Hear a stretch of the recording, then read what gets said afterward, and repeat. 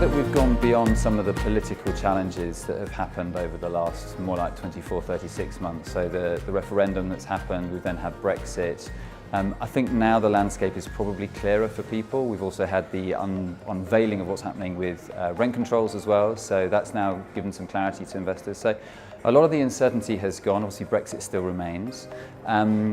Outside of that, I think we're now ready to invest. I think multiple parties are now beginning to look in more conviction into making some kind of investment.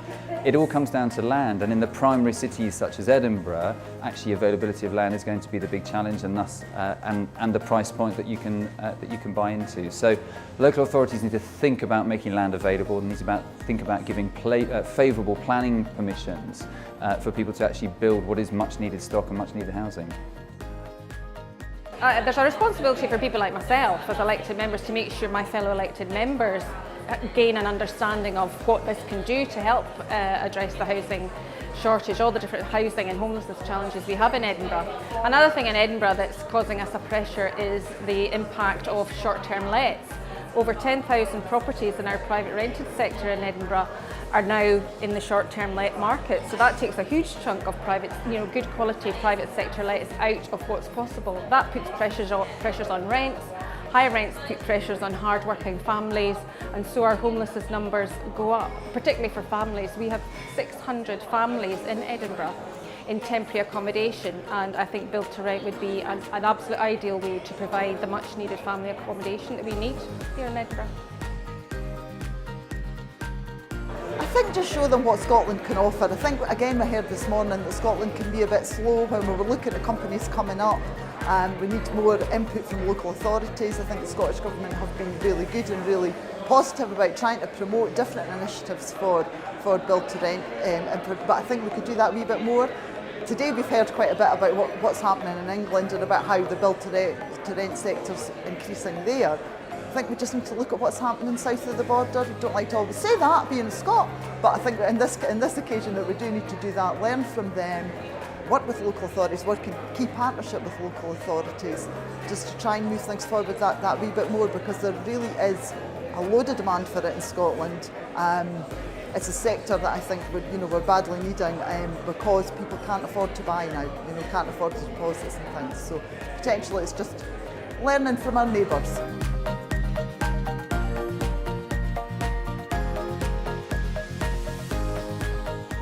I think there is. I think there's a lot more getting the atmosphere right, getting the philosophy, getting over to people what Build to Rent actually is. Because even in England, where it's a bit more mature, we still have the issue of getting people to understand the difference between long-term institutional Build to Rent and private landlords, PRS and so on. So I think Scotland's behind in the ball on that side of things, but it can learn from some of the things that's happening in England and do better, I think. I think it's about trying to showcase Scotland as best we can. There are a lot of favourable socio-economic and demographic drivers in Scotland's favour, particularly in our main cities. It's about trying to get that kind of message out there. There's a vibrant private rented sector here at the moment that's actually growing. But that's largely being led by small investors. So the institutions, there is plenty of space for the institutions to get into the market, particularly as those small investors are coming under some threat with new tax and legislative changes. So no, the potential is most definitely there. I think from today, I think it's demonstrated that investment's there. The investment's there, the operator's there. I think we're pretty confident that the demand is there. It's about availability of land and delivery of land to enable these developments to come through. And I think there's still more that partly national government, more that local government can do to help facilitate the development of that. Well, I think the Scottish Government has reacted already to what the industry has told us. That's why we've introduced the Rental Income Guarantee Scheme, why we've brought in the additional dwelling supplement and land and buildings transaction tax.